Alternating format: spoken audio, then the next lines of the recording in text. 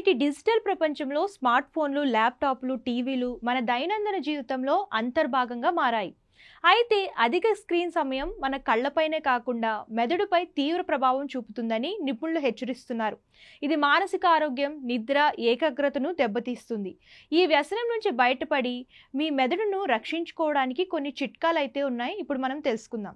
అధిక స్క్రీన్ సమయం మెదడులోని రసాయన సమతుల్యతను దెబ్బతీస్తుంది. ముఖ్యంగా డోపమైన్ స్థాయిలను ప్రభావితం చేస్తుంది. ఇది ఎడిక్షన్ లాంటి లక్షణాలకు దారితీస్తుంది. నిద్రలేమి, ఏకాగ్రత లోపం, చిరాకు, డిప్రెషన్, ఆందోళన వంటి సమస్యలు తలెత్తుతాయి.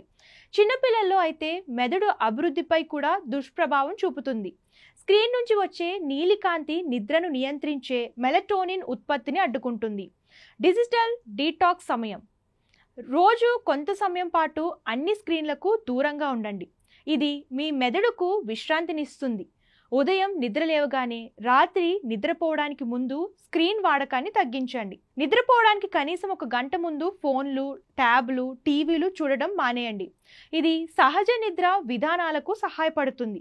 ప్రతి 20 నిమిషాల స్క్రీన్ సమయం తర్వాత 20 అడుగుల దూరంలో ఉన్న వస్తువును 20 సెకండ్ల పాటు చూడండి. ఇది కళ్లకు విశ్రాంతినిస్తుంది, కళ్ళ ఒత్తిడిని తగ్గిస్తుంది. ఇంట్లో ఉండి స్క్రీన్లకే అతుక్కుపోకుండా బయట గడపడానికి ప్రయత్నించండి. ఆటలు ఆడడం, నడవడం, ప్రకృతితో సమయం గడపడం వంటివి చేయండి. ఇది మెదడును ఉత్తేజపరుస్తుంది, మానసిక స్థితిని మెరుగుపరుస్తుంది. మీ డివైజ్లలో ఉండే స్క్రీన్ టైం ట్రాకింగ్ యాప్లను ఉపయోగించి మీరు ఎంత సమయం స్క్రీన్ ముందు గడుపుతున్నారో తెలుసుకోండి. ఇది మీ వినియోగాన్ని నియంత్రించడంలో సహాయపడుతుంది. ఇంట్లో కొన్ని ప్రదేశాలను, ఉదాహరణకు bedroom, dining table, no screen జోన్లుగా ప్రకటించండి. ఆ ప్రదేశాలలో డిజిటల్ పరికరాలను వాడకుండా ఉండండి.